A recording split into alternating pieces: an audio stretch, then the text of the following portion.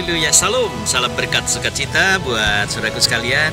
Kembali kita bertemu kembali, dan doa saya ketentraman, ketenangan menjadi milik saudara dari sekarang sampai selama-lamanya.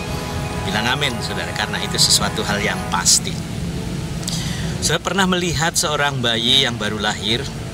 Seorang bayi yang baru lahir saudara, orang tuanya girang, orang yang ada di sekitarnya girang, tetapi bayi itu menangis.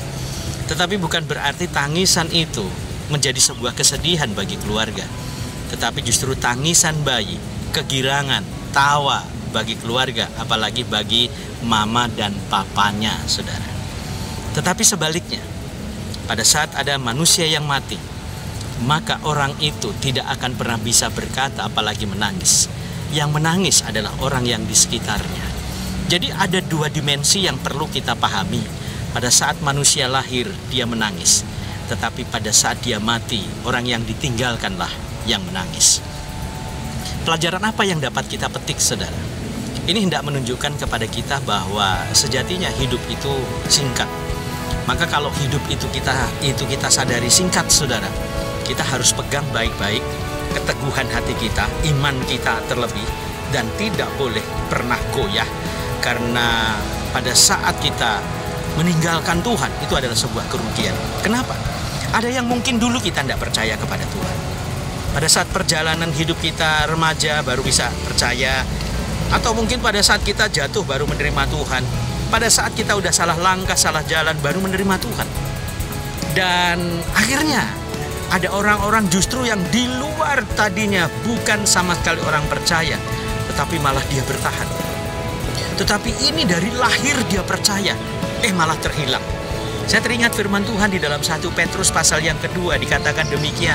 Kamu yang dahulu bukan umat Allah, tetapi sekarang telah menjadi umatnya.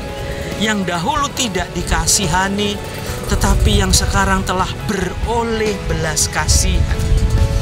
Nah, maka saya terlalu percaya orang-orang yang dalam perjalanan bukan sebagai orang percaya, justru dia teguh memegang imannya, tetapi malah yang lahir dari awal memang dia orang percaya, saudara, malah dia terhilang. Jadi perih hati kita kalau mendengarnya.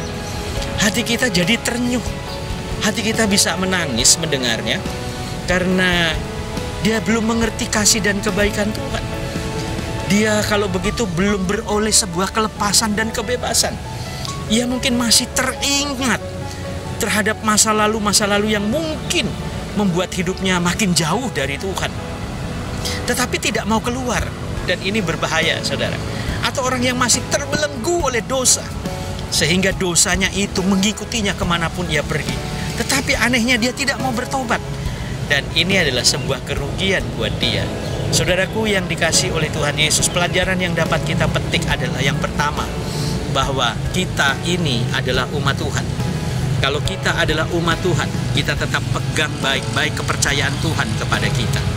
Dan yang kedua, kita telah menerima belas kasihan Tuhan dari orang yang tidak mengenal Allah secara baik. Tuhan tuntun, Tuhan bimbing di dalam perjalanan hidup kita, sehingga kita mengenal semakin baik, semakin indah Tuhan itu dalam hidup kita. Dan yang ketiga adalah, saudaraku sekalian, bahwa ternyata dalam hidup ini tidak selamanya bunga itu terus berkembang dan menebarkan aroma yang wangi.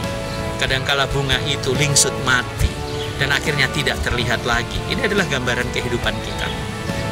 Mari kita tetap pegang baik-baik kepercayaan yang Tuhan telah berikan kepada kita dengan keyakinan yang teguh. Karena apa, saudara? Karena Tuhan memberikan yang terbaik kepada kita dengan belas kasih-Nya yang sempurna. Sukses buat saudara, dan Tuhan Yesus memberkati.